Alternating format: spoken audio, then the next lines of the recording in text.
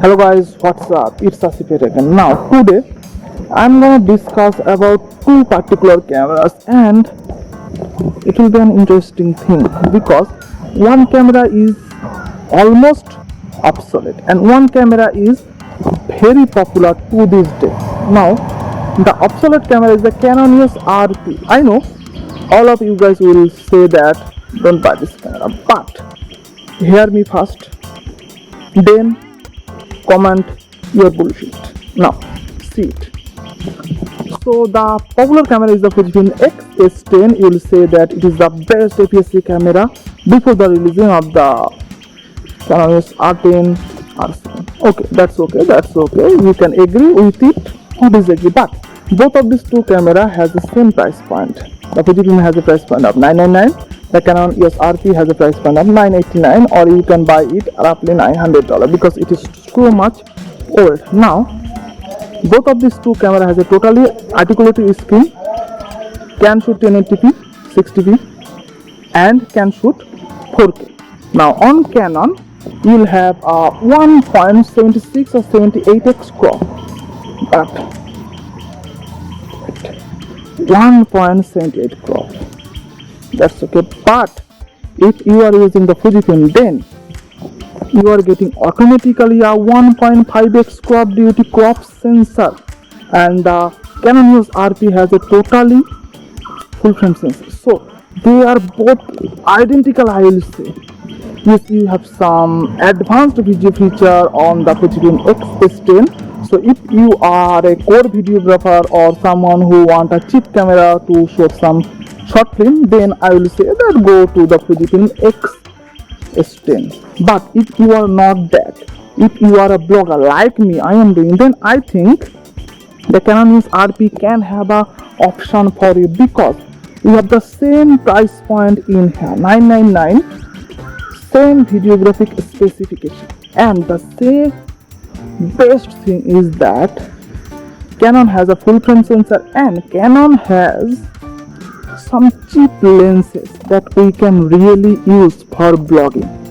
Now suppose that the Canon EOS RF mount, of course, 60mm f2.8 STM lens, a small lens that have a totally 16mm of focal length in full frame equivalent and cost $299, $300. You will have the 16mm Fujifilm X2.8 at a price point of $999. Sorry, $399. The 1.4 version will cost $999, and you also having some Sigma 16mm f1.4 at $499. So those are quite the same, but 16mm on a full frame front, 16mm, but 16mm on a APS-C front, 16 into 1.5. That means it will have a 24mm of focal length on Fujifilm. If you are using a 4K video, now if you want to capture 1080p video, 60p, then you will have the same 16mm on Canon EOS RP and you will have 24mm on the Fujifilm X-S10, because if you are choosing the 1080p, there is no crop.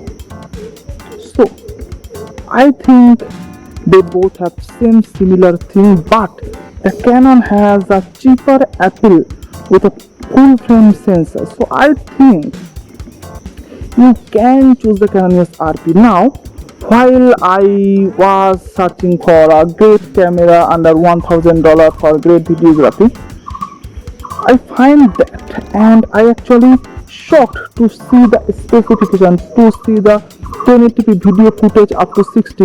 Now I am shooting 1080p video, straight cut, two things, 1080p video. I used to shoot this and I am shooting 1080p video.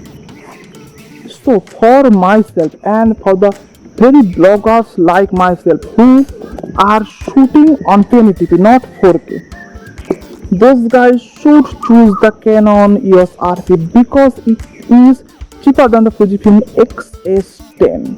I will say, yes guys, you should choose the Canon EOS RP. Now if I have the money, when I have the money to upgrade, I will choose the Canon for sure, because I am quite depressed by the lens selection of Fujifilm.